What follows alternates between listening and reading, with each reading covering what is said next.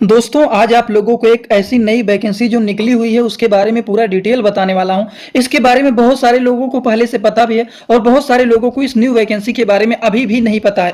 बहुत सारे लोग फॉर्म को अप्लाई भी कर चुके हैं। जल्दीबाजी बिल्कुल भी नहीं करना है, क्योंकि ये जो एग्जाम है इसका कोई भी रिटन एग्जाम नहीं होगा। केवल डॉक्यूमेंट के बेसिस पर, केवल मेरिट के बेसिस पर लोगों को सिलेक्ट किया जाएगा। तो इस फॉर्म को अप्लाई करने के लिए आप लोगों को क्या एलिजिबिलिटी मांगा गया है, कितना उम्र के लोग इसको भर सकते हैं, कौन कौन से लोग इस फॉर्म को नहीं फिल कर सकते हैं, सारी की सारी बात आप सभी लोगों को यहां पर एक ही वीडियो में पूरा डिटेल बताऊंगा। सभी लोग कोशिश करना इस फॉर्म को फिल कर देना, क्योंकि मेरिट के बेसिस पर अगर आप इसको सेलेक्ट हो जाते हैं तो बहुत ही अच्छा ये पोस्ट है। तो चलिए इसके बारे में सारी जानकारी हम लोग एकदम आसान भाषा में और जल्दी से समझते हुए चलते हैं। इस पोस्ट का नाम है जीडीएस, इंडिया का पोस्ट जीडीएस रिक्वायरमेंट के बारे में बात करें 2025 में ये फॉर्म आया हुआ है, जो कि 32,500 टोटल पोस्ट यहां पर निकला हुआ है, जो कि 10 पास लोग भी इसको अप्लाई कर सकते हैं। 10 पास जो लोग हैं वो सभी लोग इस फॉर्म को अप्लाई कर सकते हैं। इसका कोई भी एग्जाम नहीं होगा, केवल और केवल मेरिट के बेसिस पर लोगों को यहां पर सेलेक्ट किया जाएगा।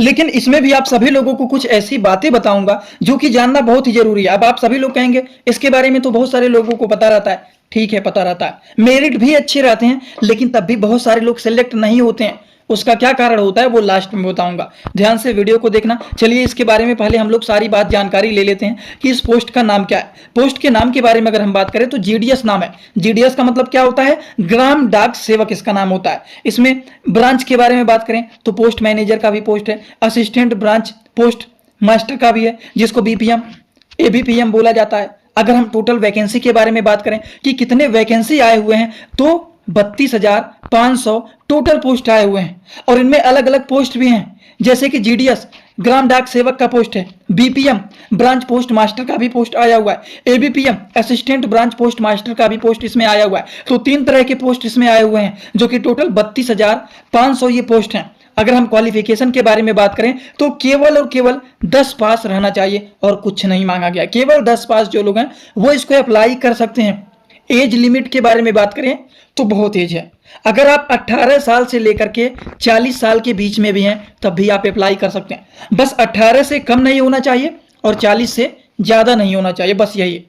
अगर हम बात करें सिलेक्शन प्रोसेस क्या होता है, क्या इनके कोई एग्जाम होते हैं, क्या उनके कोई फिजिकल एग्जाम या फिर कोई रिटन एग्जाम क्या होता है, तो इसके कोई भी एग्जाम नहीं होते हैं।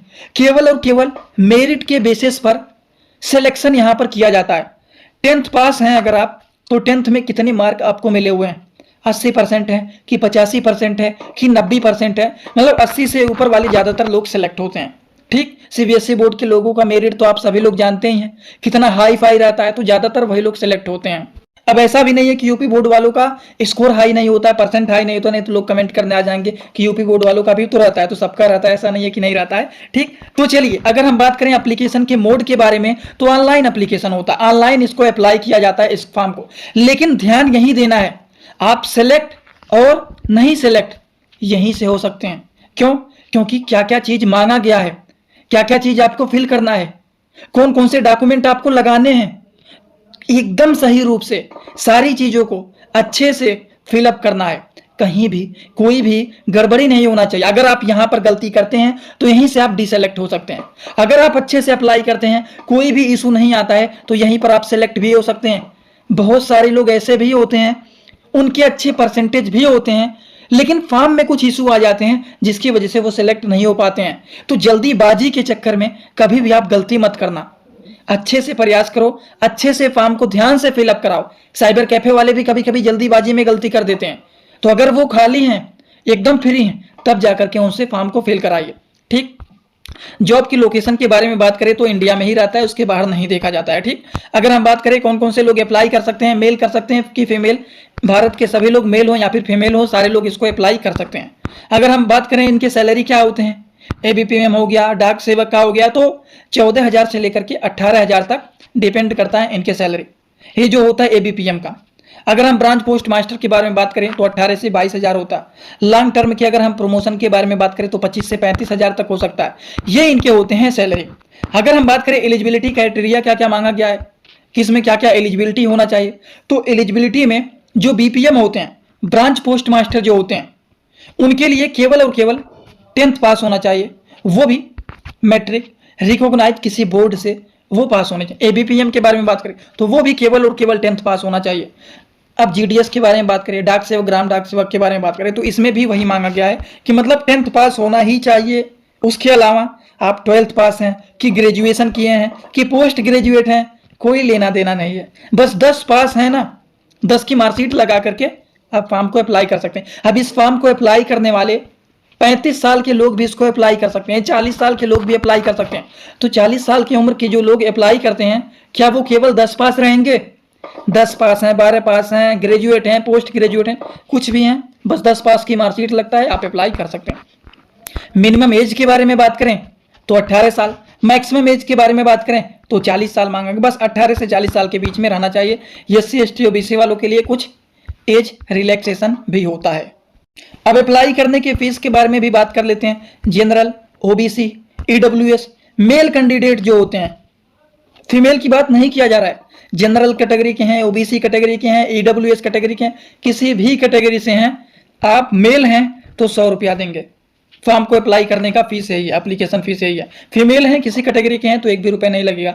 आप एससी एसटी कैटेगरी के हैं, पीडब्ल्यूडी कैटेगरी के हैं, फीमेल वुमेन है, ट्रांस वुमेन है तो कोई भी रुपए यहाँ पर नहीं लगने वाले हैं। ठीक, पेमेंट मोड के बारे में बात करें तो ऑनलाइन होगा, कार्ड से कर सकते हैं, नेट बैंकिंग कर सकते हैं, यूपीआई से आसान होता है, लोग जल्दी से कर देते हैं। और रिफंड पॉलिसी के बारे में बात करें तो फीस रिफंड नहीं होता है। ठीक, तो ये बात आप सभी लोग ध्यान रखें, एकदम अच्छे से फॉर्म को फिलअप करें। अगर फॉर्म को नहीं फिल कर पा रहे हैं तो बताना, एक वीडियो बना दूंगा आप सभी लोगों के लिए। अगर हम डेट की बात करें तो अगस्त से फॉर्म फिल होना स्टार्ट हो गया है, सितंबर तक ये चलेगा, लास्ट सितंबर तक, उसके बाद खत्म हो जाएगा। डेट ऊपर नीचे हो सकता है, इस पे अगर ऊपर नीचे होता है तो वीडियो बना दूंगा। वैसे आज का वीडियो कैसा लगा सभी लोग कमेंट बॉक्स में जरूर बताना। आप सभी लोगों के लिए चैनल बनाया हुआ हूँ, अगर मान लीजिए किसी भी पोस्ट के बारे में या फिर कोई भी एसएससी से रिलेटेड आप प्रिपरेशन कर रहे हैं, अगर उसका क्लास स्टार्ट करवाना चाहते हैं तो आप कमेंट करना, उसका क्लास जल्द से जल्द यहाँ पर स्टार्ट हो जाएगा।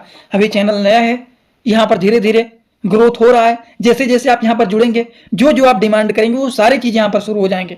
अभी तो आप कह रहे हैं वैकेंसी के बारे में बताइए, तो वही बता रहा हूँ, जैसा आपका आदेश होगा वैसा यहाँ पर चीज शुरू होंगे।